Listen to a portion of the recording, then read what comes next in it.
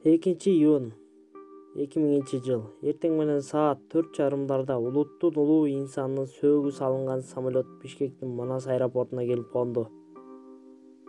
Ушунчалык эрте экендигине карабастан президенттин аппаратынан, өкмөттүн мүчөлөрүнөн, депутаттар, жерлерден келген өкүлдөр, район областтардын жетекчилери, лейлектен келген жоон топ адамдар, тууган-туушкандар катар тизилип тосуп алышты.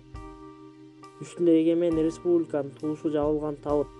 Чыныгы улуттун уулу ким деп ойлоп жатсаңыздар керек. Бул инсан кыргыз эли сыймыктан атын атаган, совет мезгилинде биринчи жолу кыргыздардан чыккан республиканын жетекчиси Исхак Разаков. Исхак Разаков 1910-жылдын 25-октябрында Лейлек районунун Коросон деген айылында жумушчунун үй-бүлөсүндө жарык дүйнөгө келген. Келечектеги жетекчи 3 жашында апасынан, 8 жашында атасынан ажырап томолой жетим калат. Ошентип ал Тажикстандын Хожент шаарындагы жетимдер үйүнө кабыл алынып, турмуш жолу бүтүндөй башка нукка түшөт. Орус тилин тез өздөштүргөн Исхак Разаковду 1923-жылы 13 жашында Тажикстандын жатак мектебине которушат. Билимдин артынан түшкөн Разаков 1931-жылы Ташкенттеги Ак-Артуу институтун, 1936-жылы Москвадагы Пландоо институтун аяктайт. Ошол жылы Өзбекстанга жөнөтүлүп, Пландоо комитетинин бир бөлүмүн жетектөө менен алгачкы мамлекеттик ишмердүүлүгүн баштайт. 1945-жылга чейин Өзбекстандагы жогорку кызматтарда иштеп жүргөн Исхак Разаковду КПССПКнын чечими менен 35 жашында Кыргыз СССРинин Министрлер советинин төрагасы кызматына дайындалат. 1950-жылы төрагалык кызматтан Кыргыз СССРинин Коммунисттик партиясынын биринчи катчылыгына көтөрүлгөн. Кыргыз өлкөсүндө Разаковдун учурунда чоң иштер жасалган. 1953-жылы мамлекеттин түндүк-түштүк аймагын байланыштырган азыркы күндөгү Бишкек ош жолу курула баштаган. Мектептердин саны өсүп, орус тилдүү мектептерде кыргыз класстар ачыла баштаган. 1960-жылга карата өлкөдө 8 жогорку окуу жай, 27 техникум ачылган жана анда 40 миңдей студент билим алган. Фрунзе балыкчы темир жолу, Орто Токой суу сактагычы Разаковдун учурунда курулган.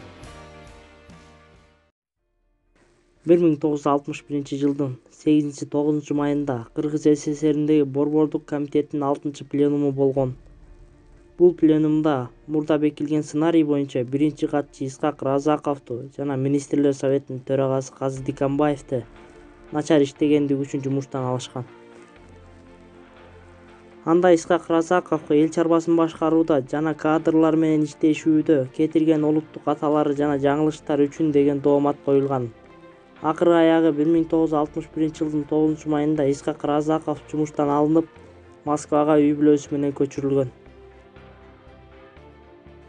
Исхак Разаков кызматынан алынып, кесиптештери менен коштошуп чыккан соң, Борбор калаанын сыртына барып, адалдын арасында жерди кучактап, балача шолоктоп ыйлап жатып ушул сөздөрдү айткан. Кагылайын туулган жер, бармактайымдан жетим калып, башка эл, бөтөн жерде жүрүп, акыры энемди тапкандай өзүңдү таап келдим эле. Менде сенден аянар жан жок эле. Баары ойдогудай болбой калса, кечир мени. Мен сени кайрылып көрөмбү? Көрсөм, качан көрөм? Исхак Разаков 57 жашында пенсияга чыгып, 1979-жылдын 19-мартында Москвада каза болгон. Москвада жашаган 18 жылдык өмүрүндө бир гана ирет мекенине келгенде, Исхак Разаковдун Кулунда айылындагы жердеши "Сен бийликте турганда кадрларды жалаң түндүктөн тантачып элең" деп кычык сөз айтканда, Исхак Разаков тарыхта алтын тамга менен жазылып калган ушул сөздү айткан. Мен үчүн Кыргызстан бир эл, бир жер. Исхак Разаков бир сөзүндө: "Бул дүйнөгө мен жылаңач бойдон келгем, ошол бойдон кетемин. Мага малдын да, толгон байлыктын да кереги жок. Элим үчүн эмгегим калса болду. Мен ошого ыраазымын. Ошол мага дөөлөт" деп айткан. 1968-жылы Кыргызстандан Разаковдун туугандары менден бир түйүнчөк берип жиберди. Көрсө анын ичинде Кыргызстандын бир уч топурагы жана чөптөрү бар экен. Разаков мекенге болгон кусалыгынан бир уч топурактан башка эч нерсе сурабаптыр. Москвага жеткизип аманатты колуна тапшырдым. Разаков түйүнчөктөгү топуракты алып эле жыттап, өөп, бетине сыйпай баштады. Бетиңиз кир болуп калды десек, эч нерсе болбойт. Бул менин Кыргызстандын топурагы деп сагынычын ыйлап тараткан эле деп Москвадагы айыл чарба институтунун студенти болгон Сайыпкарим Маматов эскерет. Антанат Снечкустун кыргыздарды какшыктап тамакты колдору менен жейт дегенде Исхак Разаков мындай деп жооп берген: ооба, туура, биз тамакты кол менен жейбиз. Же эмне, тамакты буту менен жеген адамдар барбы экен? Исхак Разаковдун айткан учкул сөздөрү азыркы күнгө чейин актуалдуулугун жоготпой келет. Башта айткандай, тайманбас, сөзгө чечен, өлкөнүн келечеги үчүн жанын аябаган Исхак Разаковдун сөөгү 2000-жылы Кыргыз Республикасына алынып келинип, ал арча көрүстөнүнө коюлган.